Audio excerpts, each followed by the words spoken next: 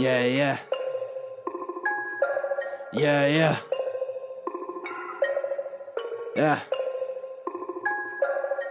Look, Wrestling 101, classes in session. Pay attention to the teachings, that's from Andrew and Derek. I mean, these guys making a killing with no competition. Dynamic duo better than the Hardy Boys and the Dudley Boys. Everybody make some noise, mess with them, you get destroyed. They cannot be beat, take a seat. Watch them do their thing on the MIC. Face defeat, they cannot be seen like JC.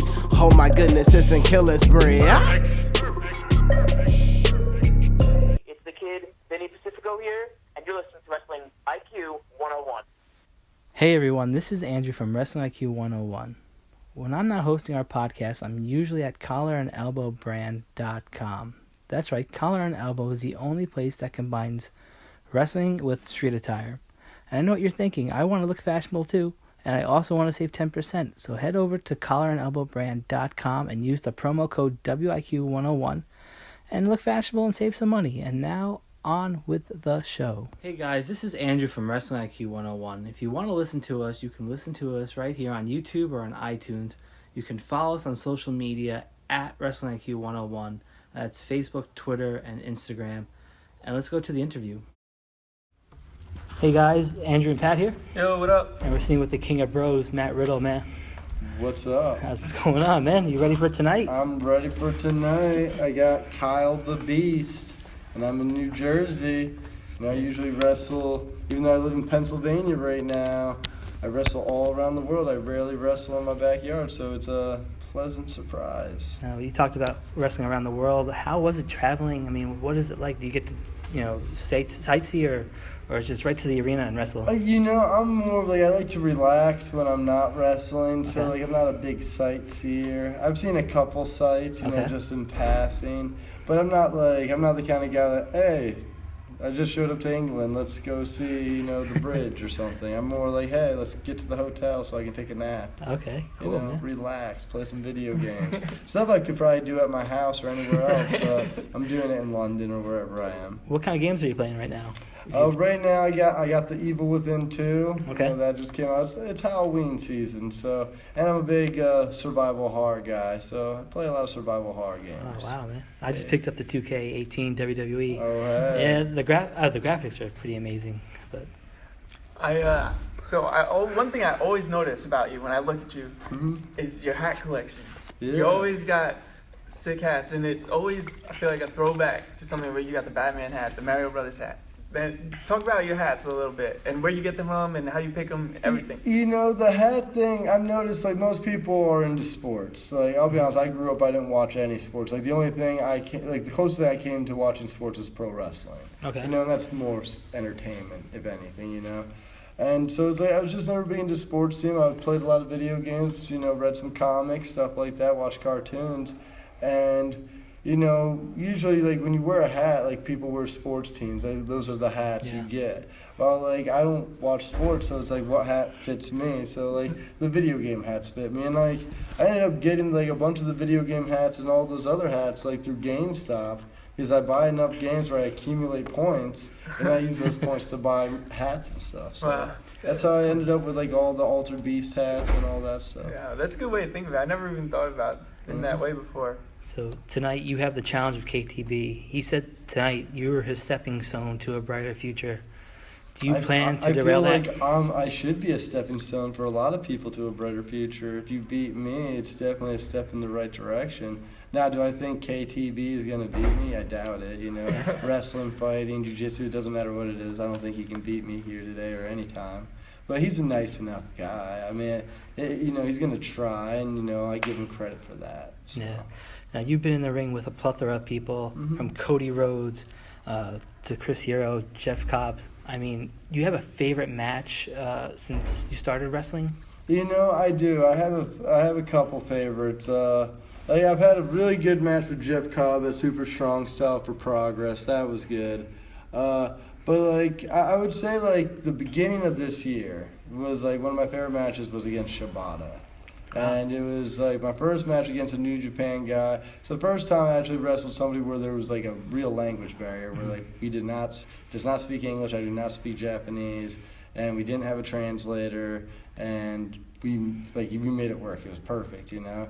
And like that was probably like the match I've been happiest with. The crowd reaction was there, and that was for a company, Rev Pro, which I've worked for since I've wrestled Ishii there. I'm wrestling Minoru Suzuki in a couple weeks there. Wow.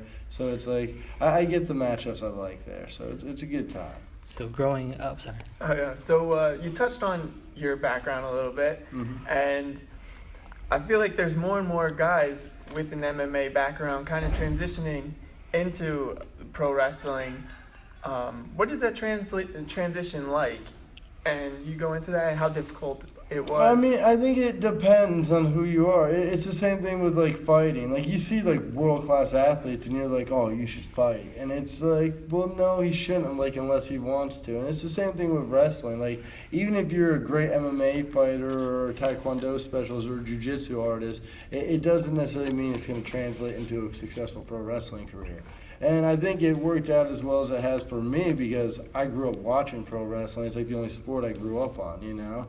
And it's something like I like and care about. It's like I wanted to do this before MMA, just MMA presented itself and there was fixed weight classes and stuff like that, so I knew there was a spot for me. While in pro wrestling, it's kind of luck of the draw, you know? It's harder to get over in pro wrestling than MMA because it doesn't matter how good you are at wrestling. It's like you got to talk, you got to have a look, you got to have so much more than just the skills. Yeah, you know? Exactly. It's so funny. Fighting, you just need the skills. The rest helps, but if you just keep winning, they can't deny you. There are, like, when I watch like UFC or MMA, there are so many guys that stand out that you could easily picture with that personality. Like, obviously Conor McGregor's one that stands out, but then there's like a Chael Sonnen or different guys with that personality. You're like, wow, that guy can definitely put up a promo if UFC had promos, you know? Yeah, well, the thing about it, you usually get like 40 seconds after you win a fight to talk. Yeah. While pro wrestling, you talk before, after, during. You know, there's a lot of talking, but I think that's one of the things I love about it is like you get that character over. But saying that, that's one of the most difficult things for somebody making the transition is not thinking of it as a fight or a sport, but as entertainment, but still keeping the competitive aspect of it. Like, because it's entertainment, but you're also out there having like a choreographed fight, so it has to look good. It has to be good. If it's not good, like, trust me, I saw a match tonight. I'm not gonna list names, but like, right? And I saw people in the crowd. They weren't cheering per se. They were more so laughing, you know. Okay. But hey, it's whatever. You gotta work up to it, you know. You alluded before that you grew up watching wrestling. Who were some of your favorites? And if you could pick somebody who you grew up watching to take on now, who would it be? You know, that's a hard one. I mean, I was big into the pro wrestlers that like I consider like what I do. I don't consider pro wrestling or sports entertainment. I consider it sport wrestling. Okay. And I consider like certain people throughout like me growing up watching it that were sport wrestlers. Something like Rob Van Dam. Okay. You know, even like a Taz, a Jerry Lynn, a Kurt Angle, a Chris Benoit, a Bret Hart, a Shawn Michaels. Guys like an Eddie Guerrero. Guys that wrestle so hard that it's real. Like, can't tell me what they're doing is not real. Like, I'll tell you this, you watch me wrestling tonight, I don't know if you ever seen me live, but it's real. Like, I don't do anything fucking fake. I just hit people. Like, I don't kill them, I don't knock them out, I know when to pull back, but I hit people. It's real. You can't deny what I do. I'm pretty sure that's why one of the main reasons why I'm over. Yeah. Because it's like, you see me live, you're like, holy shit, he's killing people. You know, but everybody's fine afterwards. We get great reactions, and it's good. Well, we'd like to thank you for taking the time out. Well, where can people find you on social media? You can find me Riddle Bro on Instagram. Okay.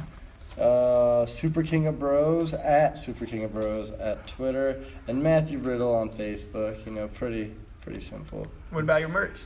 Yeah, I don't do pro wrestling tees, so you won't find me there. You have to go to kingofbros.com or go to your local indie show where the King of Bros is working. That's your best bet. And you get to meet him, so that's a plus for everybody. You can't beat that. I usually give discounts. I'm a good guy. So. Well, again, thank you for taking up the time, Matt. And good luck tonight. Me, guys. Appreciate it. Or should we wish Kyle good luck? Yeah. Wish everybody luck. Thanks again for listening to Wrestling IQ 101. Remember, you can follow us on Facebook, Twitter, and Instagram at Wrestling IQ 101. You can still listen to us on YouTube or on iTunes. And thank you again for taking up the time, and we hope you enjoyed that interview.